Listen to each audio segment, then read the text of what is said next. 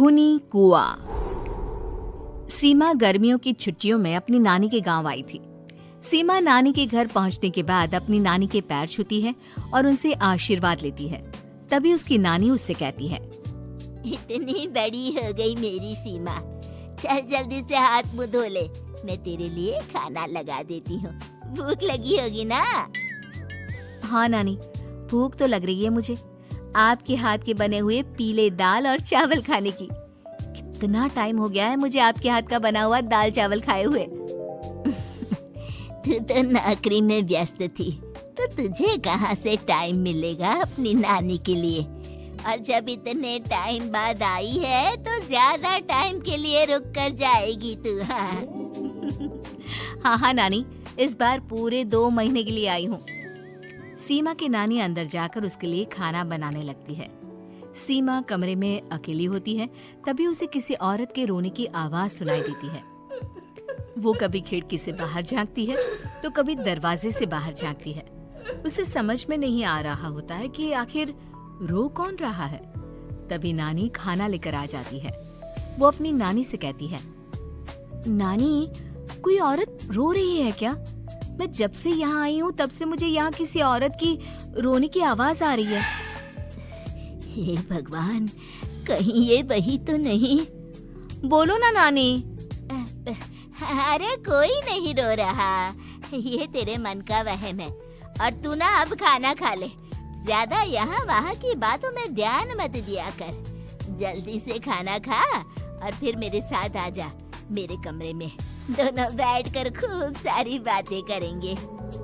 ऐसे ही अगले दिन सीमा अपनी नानी के साथ गांव के बाजार जा रही होती है। उसी रास्ते में फिर से किसी औरत के रोने की आवाज आती है। वो अपनी नानी से कहती है, अरे नानी, क्या सच में तुम्हें अभी भी किसी औरत के रोने की आवाज नहीं सुनाई दे रही? मुझे किसी औरत की बहुत बुरी तरीके से रोने और चीखने की आवाजें आ रही है। मैं बहुत परेशान हूँ नानी, आखिर ये कौन है? मुझे लगता है कि सीमा को शहर भेज देना चाहिए, यहाँ रहना उसके लिए ठीक नहीं।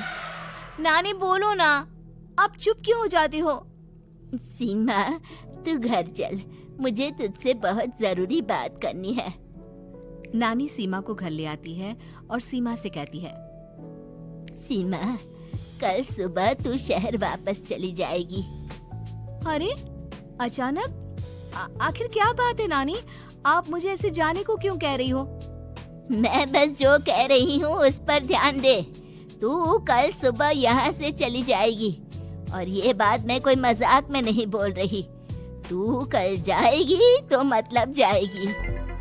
अरे नानी, चली जाऊंगी मैं, ठीक है, पर आखिर बात क्या है ये तो बता दो।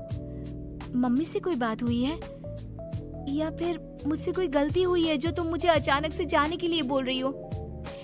देख सीमा, रात बहुत हो चुकी है और मुझे इस बारे में कोई बात नहीं करनी। चल, अब चल के मेरे साथ सो जा। सुबह की बस पकड़कर तुझे शहर भी तो जाना है। सीमा को अपनी नानी का ऐसा व्यवहार देखकर बहुत ही अजीब लगता है। उसे कुछ समझ में नहीं आ रहा होता है कि आखिर उसकी नानी उसे अचानक से गांव छोड़कर जाने के लिए क्यों कह रही है। ये सारी बातें सोचते सोचते सीमा की आंख लग जाती है और वो अपनी नानी के साथ सो जाती है।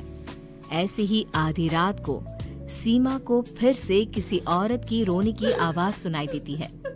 वो उस औरत की आवाज सुनकर बार बार करवटें बदल रही होती है और तभी उसे सपने में भी एक अजीब सी औरत की परछाई दिखाई देती है, जो इतना चीख चीख कर रो रही होती है कि सीमा डरकर उठ जाती है।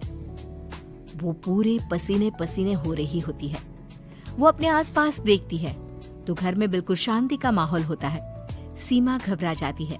वो अपनी नानी को जगाने की कोशिश करती है, मगर उसकी नानी नहीं जगती।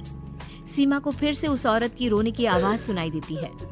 आखिरकार सीमा अपने आप को रोक नहीं पाती और वो घर का दरवाजा खोलकर बाहर निकलती है। आखिर ये माजरा क्या है? आज तो मैं पता करके रहूंगी। अब आवाज का पीछा करते हुए सीमा आधी रात को गांव के चौपाल के पास बने कुएं के पास पहुंच जाती है, जहां कुएं की चारों ओर बेड़ियां लगी होती हैं। उन बेड़ियों में लगे हुए ताले के साथ एक लाल रंग का कपड़ा और माता रानी का कलावा बंधा होता है। उस कुएं में से सीमा को किसी के रोने की आवाज आती है। सीमा परेशान हो जाती है। इस कुएं में कौन है? कौन है यहाँ? सुनो, कौन है? कौन रो रहा है? वो चिल्ला चिल्ला कर पूछती है और साथ ही लोगों को जगाने की कोशिश करती है, मगर किसी को भी उसकी आवाज सुनाई नहीं देती।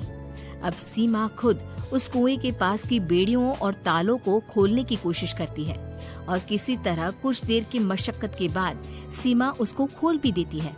और जैसे ही वो कुआं खोलकर उसके अंदर झांकती है, सीमा उस कुएं में गिर जाती है। इतने में उसकी नानी की नींद भी खुल जाती है और सीमा को पास ना देखकर नानी परेशान हो जाती है।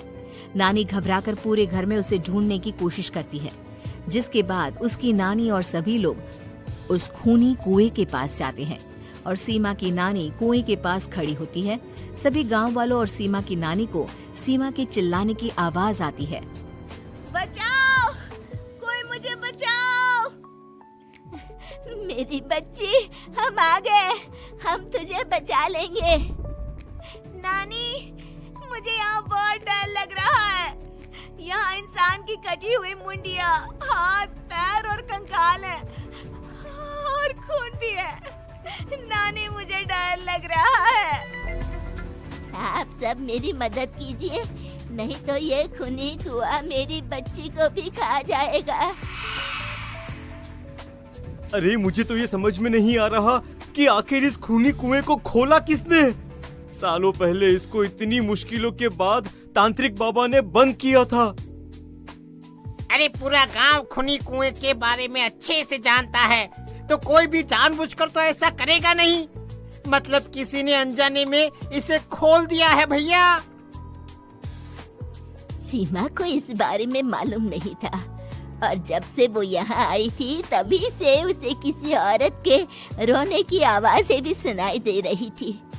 कहीं सीमा ने ही तो उसे नहीं खोला।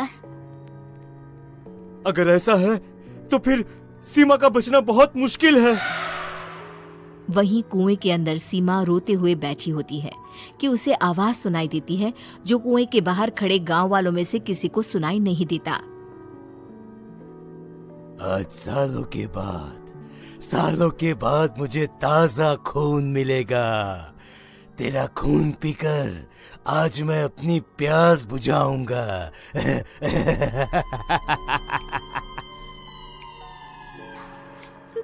कौन है? कौन है? मत मारो प्लीज, मुझे जाने दो प्लीज। मैंने किसी का क्या बिगाड़ा है? वो तुझे मरने के बाद पता चल ही जाएगा। जितने में गांव वाले और सीमा की नानी कुछ सोच पाते, उतने में उन्हें सीमा के चिल्लाने की आवाज आती है और अगले ही पल सब शांत हो जाता है। क्या हुआ? सीमा, मेरी बेटी। माफ करना बहन, लेकिन अब सीमा वापस नहीं आएगी। हमें एक बार फिर से कुएं को बंद करना होगा। गांव वाले तभी तांत्रिक को बुला कर लाते हैं। एक बार फिर अपनी शक्ति से तांत्रिक बाबा उस कुएं को हमेशा हमेशा के लिए बंद कर देते हैं और वहां एक बोर्ड लगा दिया जाता है कि यहाँ आना मना है।